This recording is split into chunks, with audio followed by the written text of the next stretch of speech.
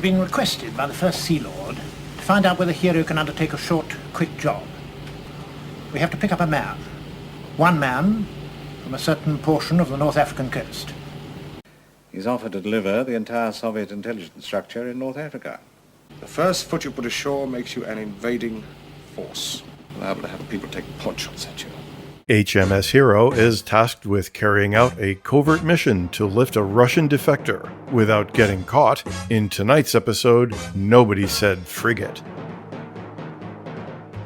The crew of HMS Hero arrive in Malta looking forward to 3 weeks layover after a long and tiring cruise when a visiting admiral pays Commander Nialls a visit. It seems that a Russian diplomat in North Africa wants to defect after being told that he's being recalled to Moscow.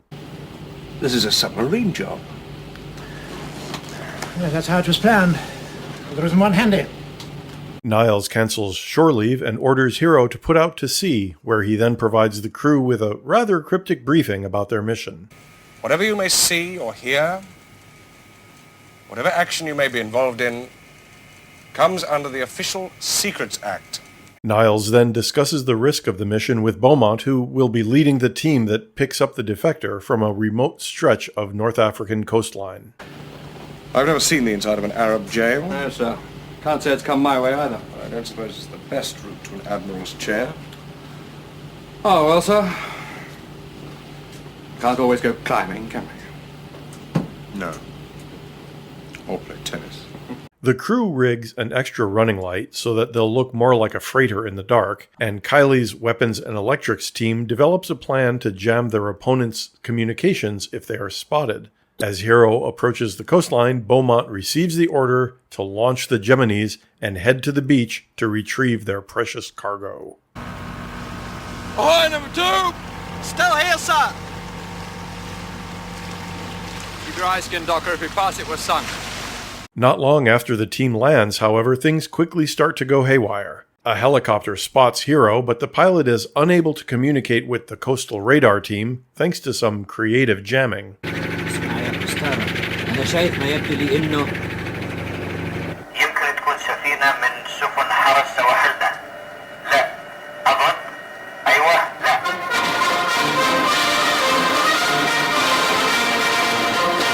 However, suspicions are aroused enough for Hero's opponents to send out a high-speed torpedo boat to intercept them before they can complete their mission or escape. Meanwhile, on shore, the landing party waits nervously for the defector, who has failed to appear at the appointed time. Finally, a car arrives at the rendezvous point.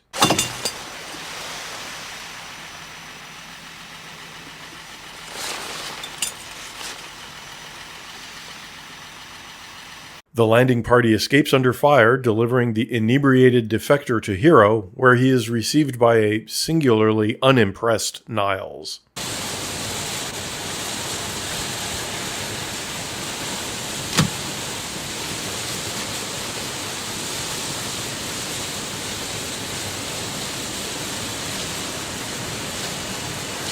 Tripanov. Colonel General Andrei Vasilyevich Tripanov. But as it turns out, all the effort to rescue Tripanov may have been for naught. Of course, we've known for some time that Tripanov was on the slide. The, occupational vice. Thanks. Yes, the KGB were lining him for the drop in their charming way. I imagine he was given his present posting as a preliminary to having the carpet pulled from under him, and that's the usual form. I understood it was to be a simple submarine operation. Nobody said frigate. Nialls is none too happy with the outcome, nor with how he and his crew were used as pawns. From the Ministry of Defence to HMS Hero and Flag Officer Malta. Abandon mission, return with all speed.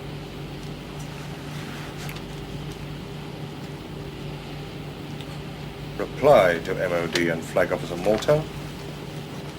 Mission successfully accomplished. I suppose successfully is the right word, number 1.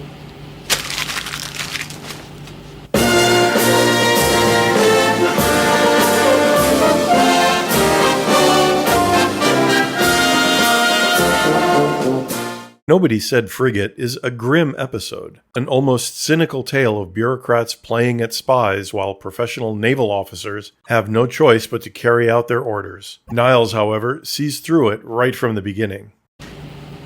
This man, Max, I take it he's worth risking the arrest of the ship and over 200 men? That doesn't come in question. You see, this operation will be so conducted as to succeed. Oh, quite so. I was once caught scrumping plums in an orchard. Oh, really nice. Oh, okay. I was only 4 years old at the time. The boys I was with were much bigger than I was. They were egging me on. They said, go on. Nobody's going to take any notice of a tiddler. If the farmer catches you, we'll back you up. Well, the farmer did catch me. And guess where the big boys were? About 10 fields away, I imagine. As they'd be now. Apologizing, offering damages, and the court-martial of the officer responsible for faulty navigation. I've been asked by the Admiralty to report whether you can undertake this operation. Oh, I understand, sir. Question of putting the man on the spot. On the spot. Nialls. I apologize, sir, but I'm becoming an expert in being on the receiving end. Thematically, the episode foreshadows The Sandbaggers, a later series developed by Warship co-creator Ian Mackintosh, which focuses on the lives of a group of special operatives working for the Secret Intelligence Service, aka MI6. Like Commander Nialls, the leader of the Sandbaggers, Director of Operations Neil Burnside, takes a dim view of what he sees as amateurs and dilettantes in Whitehall and politicians who are more interested in saving face than in saving lives. It's not going to look very clever on a report to the Foreign Secretary. Even worse, sir, if Kane and Landy are taken prisoner. We have done exactly the right thing at exactly the right time at every stage. Small consolation to the Prime Minister if he's faced with an international incident. Oh, so that's it. Yes, Neil. That's always it. Back to the episode, there's a fine scene where Nialls briefs his senior officers on the mission. He solicits and accepts their suggestions for improving the plan, which highlights that Hero's officers are a team of competent and capable professionals, contrasting with the reckless adventurers back in Whitehall. Once again, we have an opportunity to visit a department on the ship and observe the crew in action, in this case, the folks in the communications department.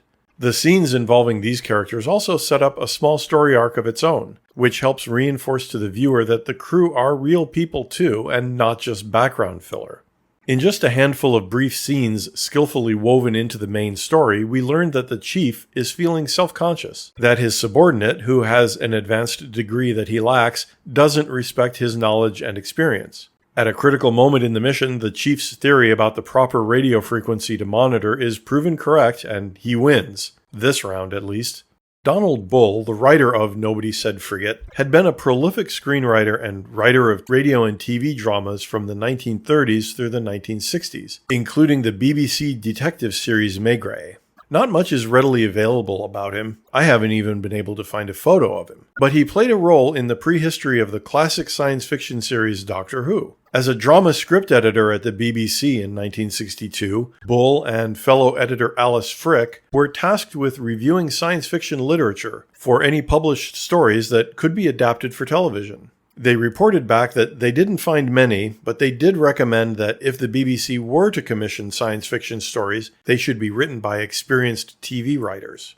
Doctor Who historians consider Bull's and Frick's memorandum to be the foundational document that led to the decision by the BBC's head of drama programs, the legendary Sidney Newman, to eventually commission Doctor Who. And speaking of official documents, the scene in this episode, and also in a later episode showing the raising and launching of the inflatable Geminis, apparently showed the sailors using the wrong procedures.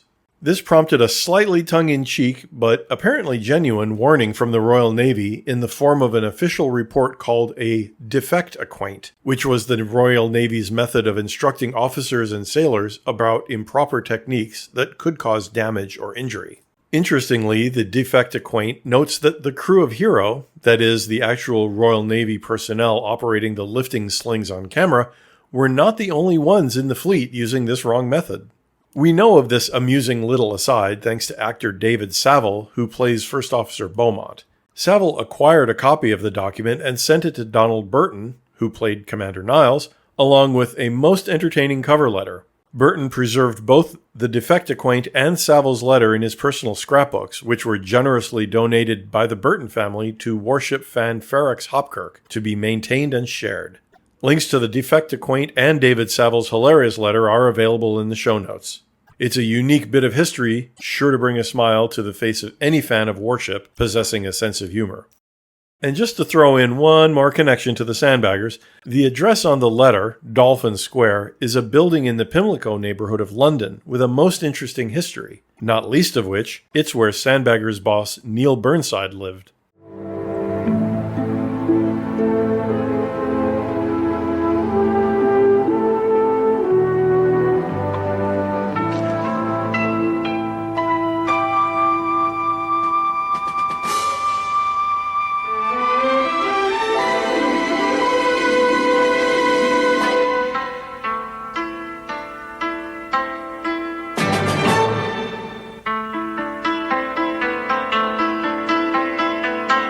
Burnside leaves his flat, but will he be able to catch his bus? Cut that out! Cut that out!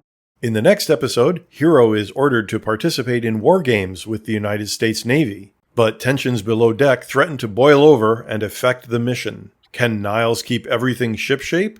That's next time on Did Somebody Say Frigate?